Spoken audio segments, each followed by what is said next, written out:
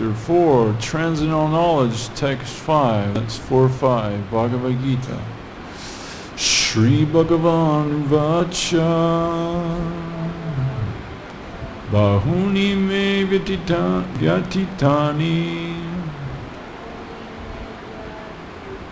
Janmani Tavacharjuna Tanyaham Veda Sarvani Natvam Veta Parantapa Shri Bhagavan Vacha Bahuni me vyatitani Janmani Tavacharjuna Tanyaham Veda Sarvani Natvam Veta Parantapa Shri Bhagavan Vacha Bahuni me vyatitani Janmani Tavacharjuna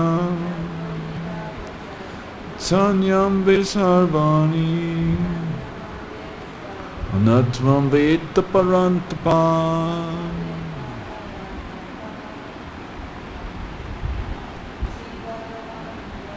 Shri Bhagavan Vacha Bahuni me vyatitani Janmani Tavacharjuna Tanyam Veda Sarvani Natvam Veta Parantapa. Shri Bhagavan Vacha, the personality of Godhead said, Bahuni, many of mine, Vyatitani, have passed, Janmani, births, Tava, of yours, Cha, and also Arjuna, O Arjuna, Tani, those, Aham, I, Veda, do know, Sarvani, all, na, Tvam, you, Veta, no, Parantapa, O subduer of the enemy. The personality of Godhead said, many births, both you and I have passed. I can remember all of them, but you cannot, O subduer of the enemy. Please repeat, if you wish. The personality of Godhead said, many births, both you and I have passed. I can remember all of them, but you cannot, O subduer of the enemy. Purport by Srila Prabhupada. In the Brahma Samhita 533, we have information of many incarnations of the Lord. It is stated there, Advaitam Achyutam Anadam Ananta Rupam Adyam Parana Purusham Navayovanam Cha Vedeshu Durlabham Adurlabham Atma Bhakto Govindamari Purusham Tamaham Bhajami. I worship the Supreme Personality of Godhead, Govinda, Krishna, who is the original person, absolute, infallible, without beginning. Although expanded into unlimited forms, he is still the same original, the oldest, and the person always appearing as a fresh youth. Such eternal, blissful, all-knowing forms of the Lord are usually not understood by even the best Vedic scholars, but they are always manifest to pure, unalloyed devotees. It is also stated in Brahma Samhita 539, Ramadimurti Sukanyamena Tishtan Nanavataram Akaragubhanishchakintu Krishna Swayam Samabhavat Paramapumanyo Govindamad Purusham Tamaham Bhajami. I worship the Supreme Personality of Godhead, Govinda, Krishna, who is always situated in various incarnations such as Rama, Nrsimha, and many sub-incarnations as well, but who is the original personality of Godhead known as Krishna, and who incarnates personally also. In the Vedas also it is said that the Lord, although one without a second, manifests himself in innumerable forms. He is like the Vaidurya stone, which changes color yet still remains one. All those multi-forms are understood by the pure, unalloyed devotees, but not by a simple study of the Vedas. Vedesha durlabam adurlabam atma bhakto. Devotees, like Arjuna, are constant companions of the Lord. And whenever the Lord incarnates, the associate devotees also incarnate in order to serve the Lord in different capacities. Arjuna is one of these devotees, and in this verse it is understood that some millions of years ago, when Lord Krishna spoke the Bhagavad Gita to the sun god, Vivasvan, Arjuna, in a different capacity, was also present. But the difference between the Lord and Arjuna is that the Lord remembered the incident, whereas Arjuna could not remember. That is the difference between the part and parcel living entity and the Supreme Lord. Although Arjuna is addressed herein as the mighty hero who could subdue the enemies, he is unable to recall what had happened in his various past births. Therefore, a living entity, however great he may be in the material estimation, can never equal the Supreme Lord. Anyone who is a constant companion of the Lord is certainly a liberated person, but he cannot be equal to the Lord. The Lord is described in the Brahma Samhita as infallible, achyuta, which means that he never forgets himself, even though he is in material contact. Therefore, the Lord and the living entity can never be equal in all respects, even if the living entity is as liberated as Arjuna. Although Arjuna is a devotee of the Lord, he sometimes forgets the nature of the Lord. But by the divine grace, the devotee can at once understand the infallible condition of the Lord, whereas a non-devotee or a demon cannot understand this transcendental nature. Consequently, these descriptions in the Gita cannot be understood by demonic brains.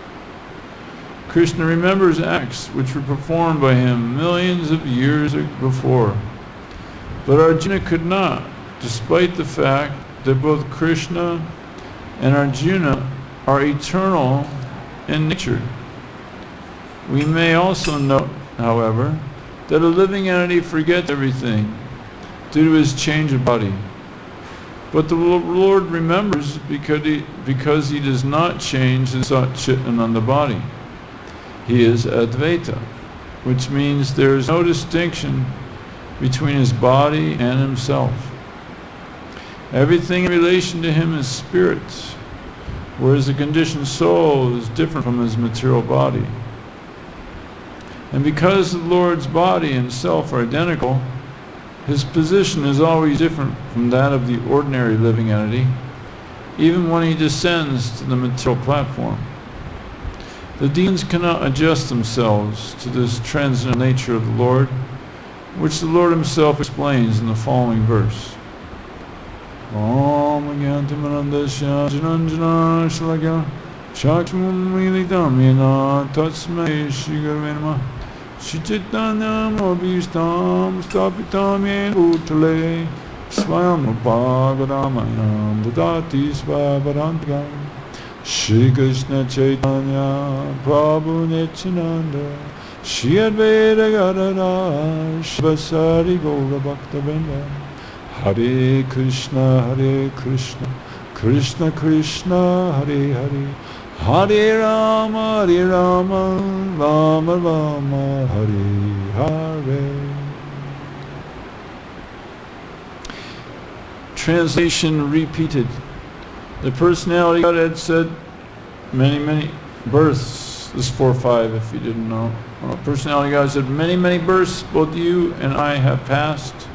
I can remember all of them, but you cannot, O subduer of the enemy. So, Krishna is making a point here, and I guess Arjuna,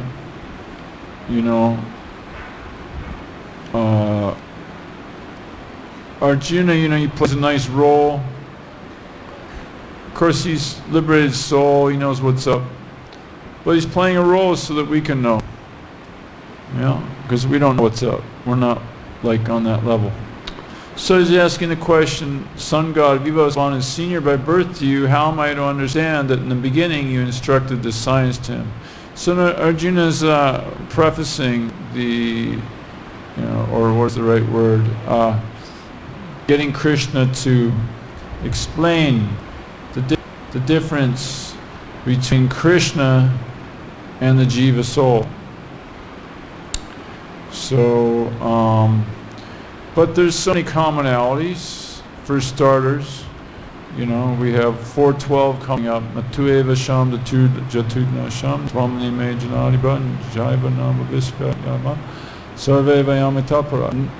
Never was there a time when I did not exist, nor you, nor any of these kings, nor in the future shall any of us cease to be.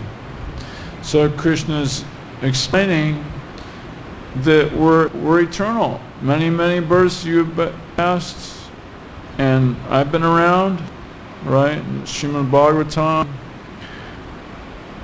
in the Chatur Shloki, states that, what you see now, Krishna is, before anything appeared, before even the material nature existed, I existed. All that you see now is me.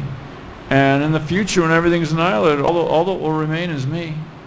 So Krishna is definitely, clearly stated throughout the texts, Vedic texts, he's eternal, and that we're also eternal. And like the sun is now, you could go outside and see the sun. Well, if it's cloudy out, I guess you can't. But in a blue sky, the sun's there, but when there's a lot of clouds, maybe somebody challenging personality could say, there's no sun. But the sun is still there. Evidence of the sun is because it's bright outside. Even though you can't see the sun, or in the nighttime, the sun is still there, it's just, the earth, it's on the other side, where you can't see it right now, but it still exists. So similarly, Krishna appears and disappears from ordinary vision. But this doesn't mean that Krishna is dead. It doesn't mean that Krishna died of a arrow. And it's amazing the pastimes Krishna has just to give atheists and people like that some, because they want to believe this way. They want to believe that God died, that he's an ordinary person, and this and that. And Krishna fulfills their desire. Yes, you see, I die because a hunter shot me in the foot. You're right. See, yes. Of course, he won't say you're right, but I mean, he's giving them. He's fulfilling their desire. So many pastimes like this, that Krishna arranges to fulfill their desire. In fact, I meet Christians a lot of times. Your Krishna died from somebody shot him in the foot. Jesus, he, this and that. So he fulfills their desires in this way. But it doesn't mean that Krishna is dead. Those who know, the only ones that know, Bhakti mamam janati yavan yudasmi tattvata tatomam tattvato gyatva vite tadnantaram. One can understand me as I am, as the Supreme Personality of Godhead, only by devotional service. So, if one is willing to engage in authorized bhakti yoga, then one gets an understanding of what's really going on. And those that don't apply the science of Krishna consciousness, they get a different result. And that result is not very palatable. Alright? So, the advanced souls, though, that apply the process, they can see Krishna always.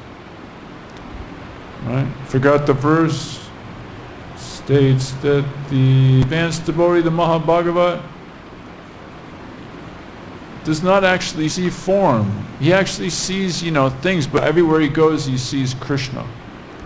But he doesn't see something separate from Krishna. Certainly sees forms, but he doesn't see them as separate from Krishna. So he's always fixed in Krishna consciousness. So, and there's another verse, those advanced souls can always see Vishnu's abode. They can always see the spiritual world. And because they can always see the spiritual world, they can show the spiritual world to others. So, and we can actually experience this.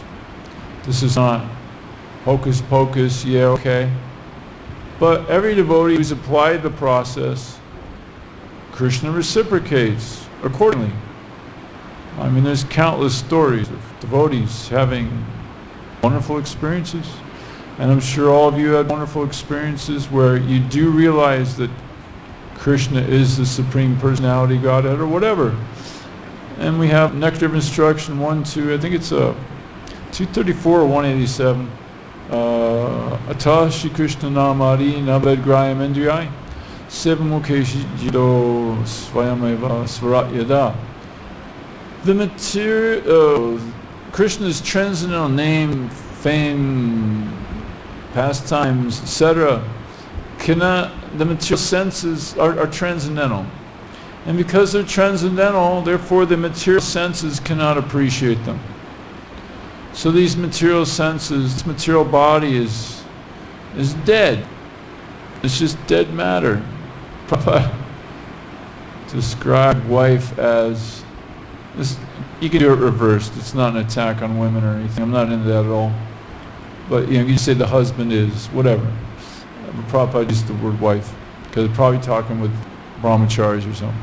So he said a wife is just a dead body that flaps around for a little while. So it's material. The body is material energy.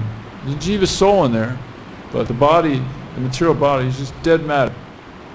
A dead body that flaps around. So material senses cannot appreciate them, but when one is awakened to their Krishna consciousness and renders service to Krishna by using his tongue to chant the holy name and taste the Lord's prasadam, his tongue becomes purified and gradually begins to understand who Krishna really is.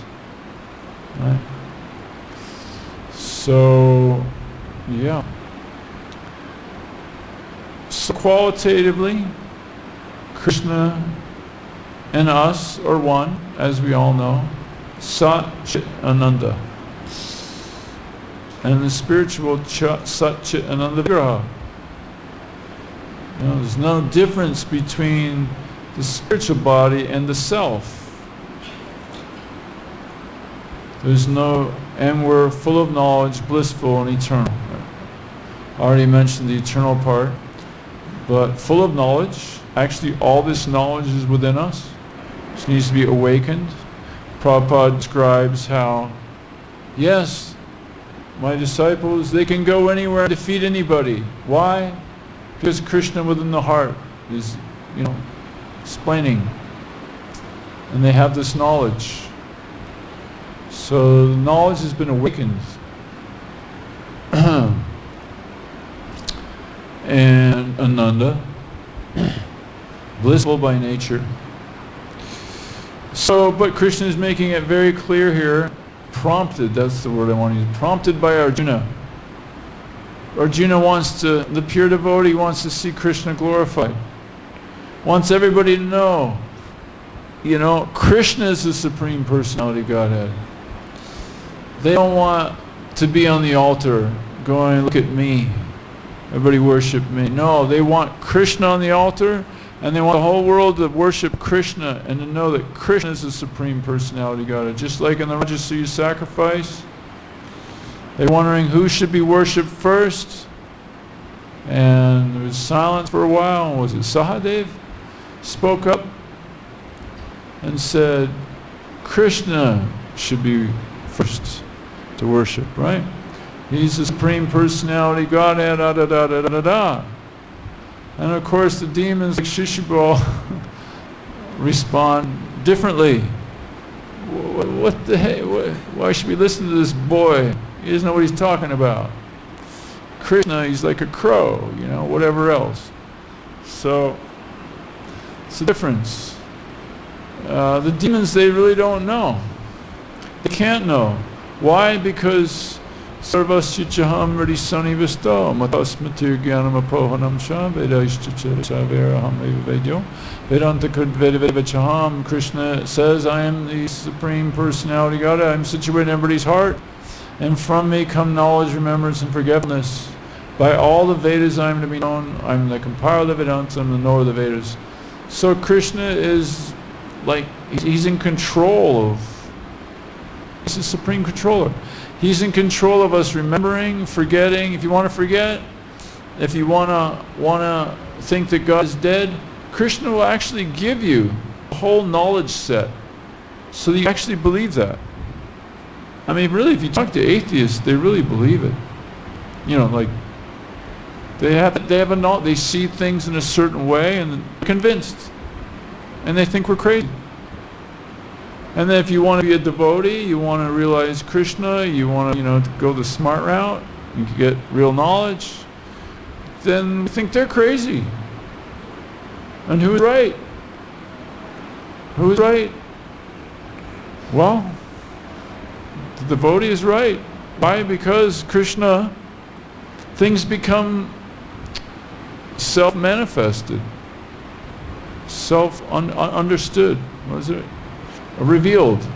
Things become revealed. And it can't be denied.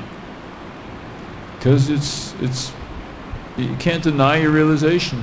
Especially if it backs it up with Guru, Shastra, and Sadhu. Vrigapati, a great book distributor, describes, you know, when you go out on book distribution, you realize that Krishna is a person. And maybe you don't realize that Krishna is the Supreme Person. I mean, that certainly can happen. But you realize that somebody's controlling something.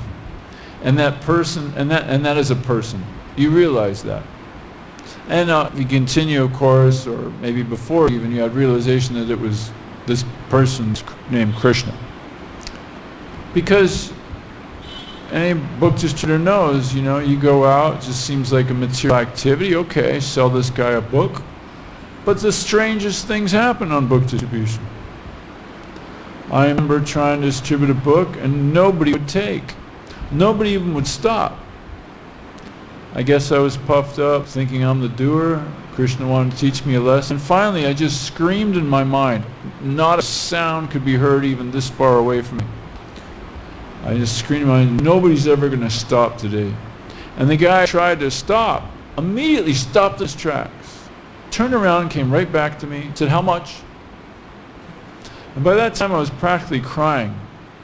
I was really emotionally, I mean, I don't know how you get on book distribution, have you tried it, but Krishna can really challenge the false ego and really put you into a, you know, anyway, it's not bad, it's not mean, but it's just, I'm definitely emotionally there at that point. So I was like, don't mess with me, man. And I think he grabbed the book and gave me $20. And I'm like, hey, don't mess with me anymore, you know. And the guy's like, okay, he's gonna put $20 in my pocket or something. I can't remember what it was. I'm like, and then I thought, Now I know how to distribute books. Okay, nobody's ever going to take a book today. And then this guy stopped, but he stopped kind of slower. Not the same immediately. He kind of stopped, kind of a little slow.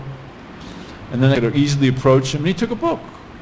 But it wasn't the same. And then he tried it again, and it didn't work. So Krishna's a person. We can't control this person. Only if we purely love him can we control him. Only this material energy. You can't control it unless unless you surrender to Krishna. You actually can't control it, period.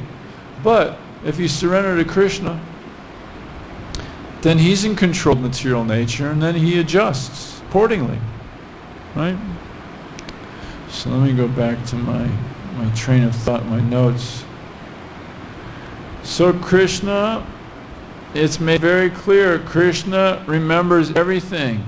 50 zillion years ago, when you were in your bug body, you were in your bed bug body, and you were getting some gata sakriti by taking some blood from a devotee's body, right? And you had this thought, I'm going to climb this thing here. I'm so awesome. I'll take the shortcut over here. Gosh, I'm smart. And you had that thought. And Krishna can actually remembers that thought you had at that very point. Right now, he remembers that thought. And for all jivas, the unlimited supply, practically unlimited supply of jivas, or maybe it really is unlimited, I don't know how it works. He remembers every one of those, what they all did 50 trillion years ago. Exactly this moment. And, you know, we just don't have that ability. Even Arjuna, who has the ultimate qualifications, liberated soul, so powerful. Prabhupada said he's more intelligent, most intelligent person back then, when everybody was more intelligent than they are now. I mean, the qualifications of Arjuna are just, you know, obviously incredible. But even he doesn't remember. He was around on some capacity, Prabhupada said, but he does not remember this. And that was just a few million years ago, not a few trillion. So this is the difference. Also, it's pointed out that and why is there a difference? The difference is because Krishna never has, always is his body. He never changes his body in a sense. It's described as like the body is like the Vadurya stone. You know, it changes color. All of a sudden it's now Nishingadev, now it's Ram. You know, Vadurya stone turns from red to green to yellow. Now it's whoever, Kurma. Now it's Matsya. Now it's Chaitanya, now it's Krishna, but it's the same stone. It's the same Krishna. So he never in a sense changes his body. And that's why he remembers everything. But because Arjuna is changing, or we are changing our bodies, we forget. Yes. Krishna writes, spoke, for me there is no present or future. This means Krishna has no material body. But for us, in our material contaminated state, we may think that there's a past and a future. I was born in 1964. And when I was 13, I did this. But that's not how Krishna's brain works. Even when he was 120 years old, he looked like a youth. Fresh youth, 16 or whatever it was, 24, I forgot the age. Fresh youth. So because we have this material body, we forget. We offer a science to know what is beyond what you can't know by material science. So material scientists, so my point is I'm bringing it up to the point that people are accepting authorities. And material scientists, you know, try to figure things out that way with our material facility. It only uses the material facility, which is fallible, right? And even the instruments that are used are fallible. Like, you can never really, if you take a tape measure and you want to know the distance to here, let alone what's in outer space a few billion miles away. What's the distance between here and here? Yeah, oh, I can tell you. Measurement stick. I guess you use meters. Half a meter. Somebody could say, well, how do you know for sure? Because the meter stick says. Well, how do you know if the meter stick is accurate? All right, we'll get another meter stick. There, yeah, it says the same. Well, how do you know if that meter stick is accurate? Well, it's an infinite progression, or regression. Infinitely you can do that. So there's no proof that this is half a meter. There's no absolute proof. You can't say that this is you can't prove it. One guru said, he was telling me, trying to explain things to me that I'm like, well, I can measure this, you know, and he says, you can measure it, but don't believe it. I said, what? Wow, that's quite a statement. Anyway, interesting way of thinking.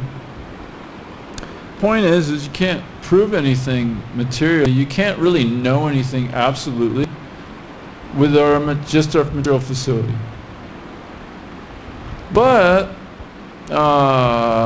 so you can't know, and you certainly can't know anything beyond the spiritual dimension through material facilities. It's just not possible. So we offer a science as to realize what is beyond this fallible plane and realize what is infallible, what is eternal, what is spiritual. So we offer this science. So if you look at how, I'm not doing a dig on Indians here, but I'm just making the point, because actually Prabhupada made the point. Prabhupada made the point. Not a dig on Indians, don't worry, please. I don't have a prejudice. And actually I'm glorifying the Indians in just one moment. It says, Indians will go to the West because the education, they think authorities, they know, the scientists know, I'm going to learn from the authorities. The Americans that really want spiritual life, this is Prabhupada, this is me, Prabhupada says this, uses it, that they go to India to learn from the sadhus the absolute truth. So everybody's accepting authority. So, but it behooves us to accept the ultimate authority, Sri Krishna, to parampara. So Arjuna is clearing this difference between Krishna and us. Krishna's body is not changing, it is spiritual. Our body is material, it changes.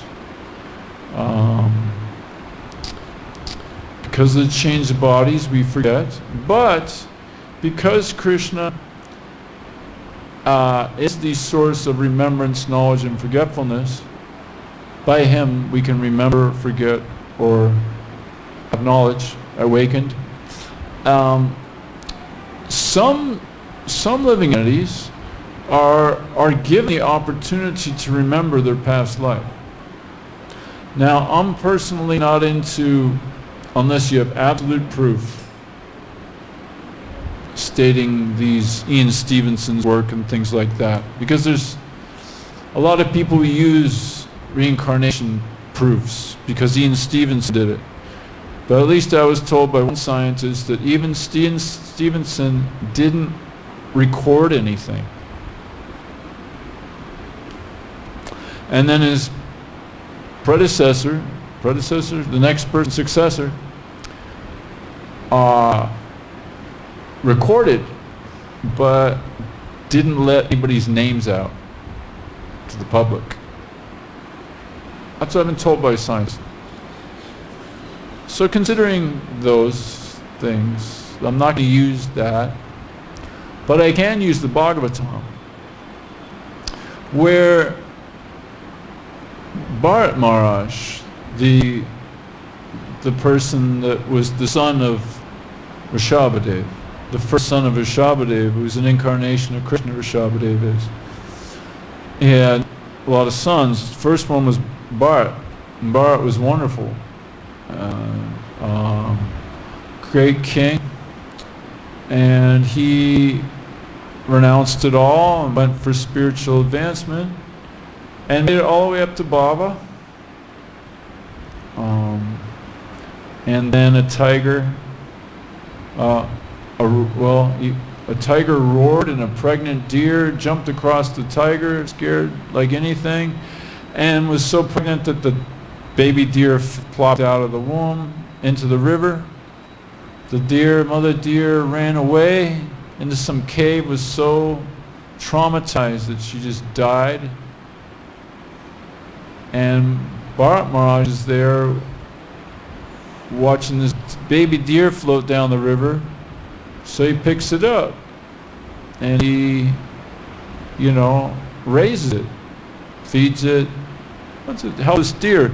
And you gotta understand, Bharat Maharaj used to be a king.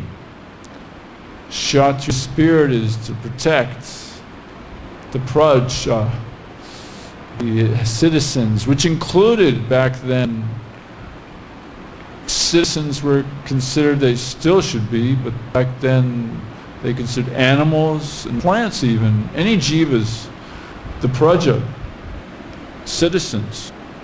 So he took care of the deer like anything and got attached to it. And time of death, he was thinking of the deer. And so he, at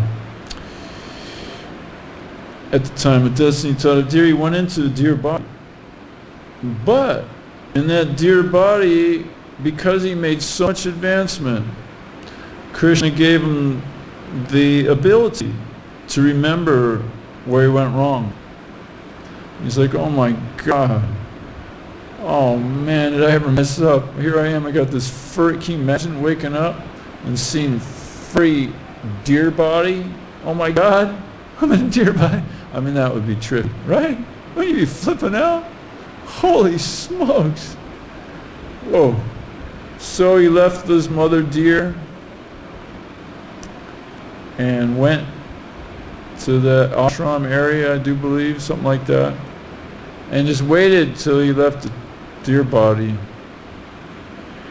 And then in his next lifetime, as Jad Bharat, he remembers both pastimes, his deer body pastimes, past life, deer body, and as Bharat. I was king of the planet. He's telling King Rahugana this. I was king of the planet. Because King Rahugana said, why are you walking around like a dullard, I'm afraid of bad association. I was Bharat Maharaj. I was king of the planet. This planet's named after me. And I went in this deer body because I was attached to this deer. I was almost there, almost at Prema. I messed up. Now I just don't want to mess up anymore. I want to go back, finish up, whatever. And so he's acting this way because of bad association. So here's an example of, where Krishna gave the opportunity, even though with a change of body he could remember. So there's another proof that Krishna is the cause of this knowledge, remembrance, and forgetfulness. So if we want to forget Krishna, Krishna will actually give us that opportunity, and he did. We've all forgotten Krishna at some point. Why? Because we wanted that. how can you try to be Krishna and remember Krishna? How can you try to imitate Krishna when you remember you're a servant of Krishna? It doesn't work. So you give him this false ego and so forth and so on. So those who are intelligent though are going, you know, didn't really work out. I don't want to play this false game anymore. It doesn't work. I want to get back to, you know, my real nature, full of knowledge and eternal, back in the spiritual world. Just remembering Krishna always, whatever, just purely serving Krishna. Because this made me, I was happier then. I don't have to be sane anymore. I can be sane, happy, serving of Krishna. So then Krishna gives knowledge and remembrance. I remember when I was about 7, 8, 7, 6, my mother would pay me for picking up the leaves in the yard, a certain amount, and I'd run to the candy store and buy something with that. So I remember she got me in the mode of goodness as best as she could. I remember I was out there cleaning up the weeds or whatever, and the sky, I remember just having this, the sky was, the way it was colored, blue, and then I just remembering, I mean, I didn't know his name was Krishna then, at least with my conditioning, but I remembered Krishna. I remember just having the most wonderful feeling. You know, somehow that was, I had a window opened up. It's like, wow, but that was Krishna. You know, Krishna gave me that opportunity, remembrance. It's a wonderful feeling, wonderful experience. And knowledge came with that. Like if I continue this route the way I'm going, I'm going to go to a heavenly planet, but it's not the direct path. I remember having it's not directly the spiritual world, it's to heaven, to the spiritual world, instead of straight to the spiritual world. Anyway, where does this come from? It's Krishna. Remembrance. I must have had a desire to remember him, and he gave me that opportunity. Anyway, I'll stop here. Any comments or questions? Yeah.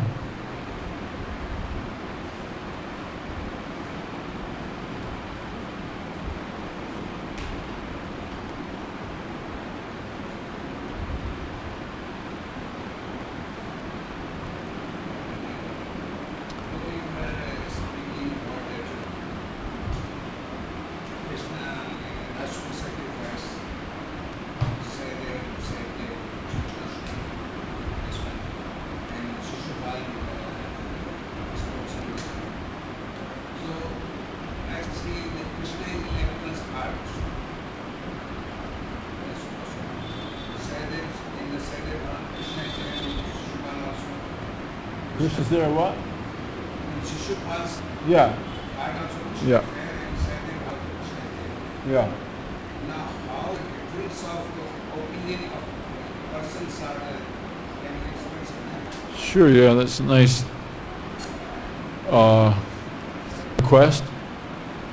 He's saying, you know, the Rajasuya sacrifice, Sahadev is in Krishna's. Krishna's in everybody's heart.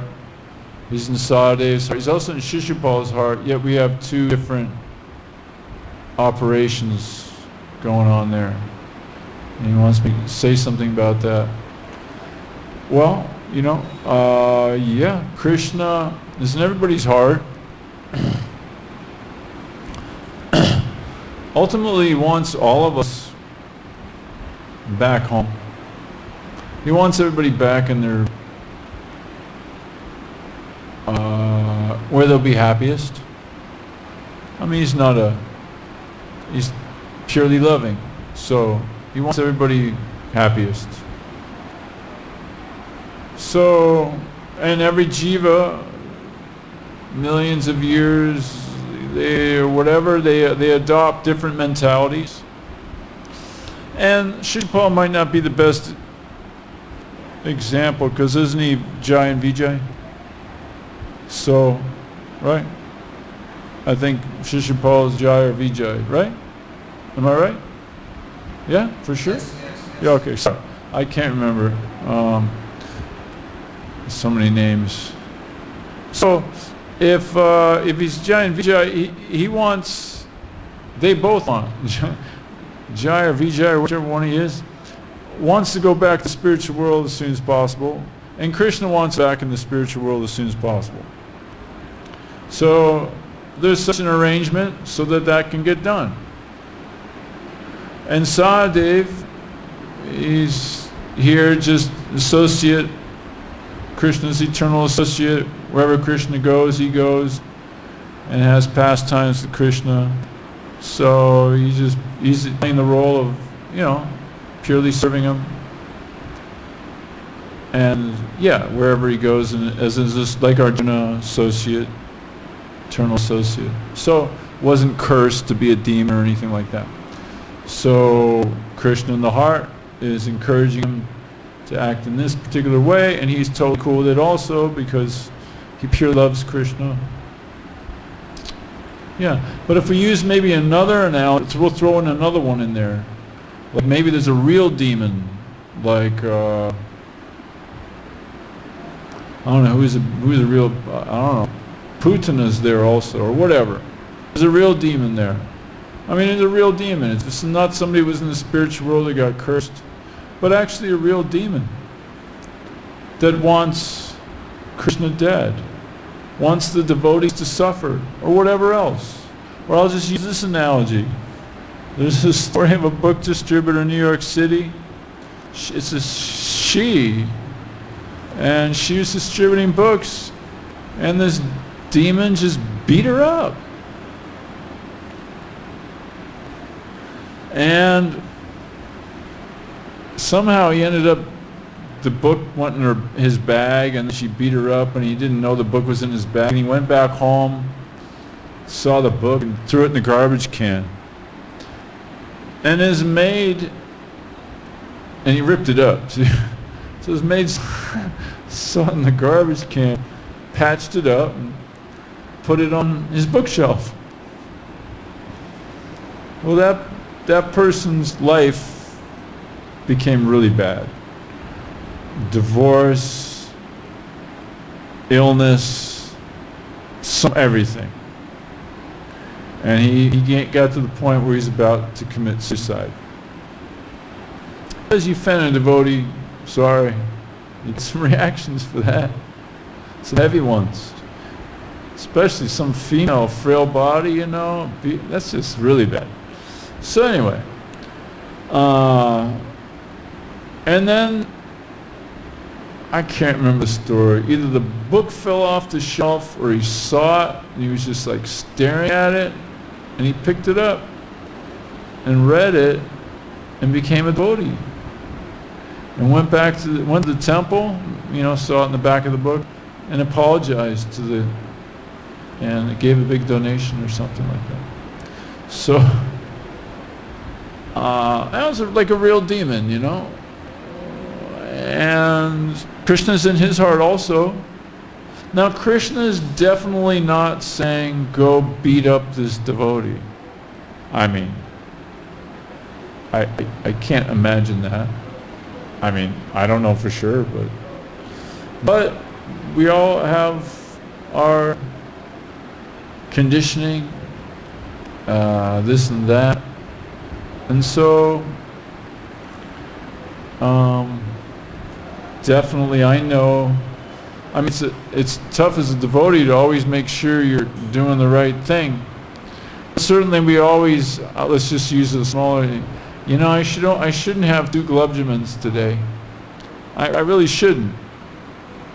It's not going to be good for me. Senses are going to get agitated more. And that's going to be a little risky for my spiritual life. I really shouldn't have 2 glubjamins. But this devotee just offered me one out of the blue. I already ate one, honored one. And, it must be Krishna's arrangement. Even though I know it's not that, and I should pass it up, let's say. But somehow I crossed that line a little bit. So it's the same way with, you know, with everything. Until we're totally pure, are we perfectly doing exactly what Super Soul wants us to do at every moment? I think we can all here admit that we're not that pure yet, right? I mean, you all are doing a great job, but you know, I'm assuming you're not totally purified yet. No. So Krishna's giving guidance, and we're following it to a general degree, but not perfectly. Yeah. Is that okay? Okay. Any other comments or questions? Yes. Just wanted to like just say, about your experience in good distribution, that Krishna makes us feel like we are not going. Well, if we need to be humbled, he'll make us humble. Yeah.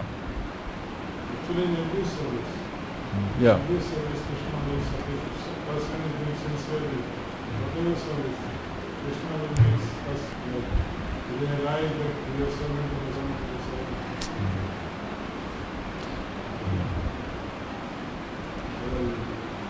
Either the cleaning of the garden service or Pujari service, definitely good distribution is especially blessed actually to the God. Where we get very, very quick. We have also started to do good distribution for 5 or 6 years, traveling to Oh. feel like somebody will do. When you are doing good distribution, it's not God doing it, it's somebody else is doing it. Yeah. Shakti's there, huh? Yeah, we get that realization with any service, you're right. And he's saying that with book distribution, you have to doing it sincerely, under guidance, yeah. Then Krishna gives the mercy in that way, right? Yeah. Yeah, it's only because I do books that I shared my book distribution story. That's my service. Right. But yeah, any service. Yeah, strangest things happen, right? When we do service, like what what do we do with this one? You can just surrender, right? You just go, okay, I guess that was from purification, right? Yeah. If we're puffed up, Krishna will humble us. If we're too insecure, like under humble, then he'll puff us up a little. Well, not puff us up, give us some confidence. Yeah. The ultimate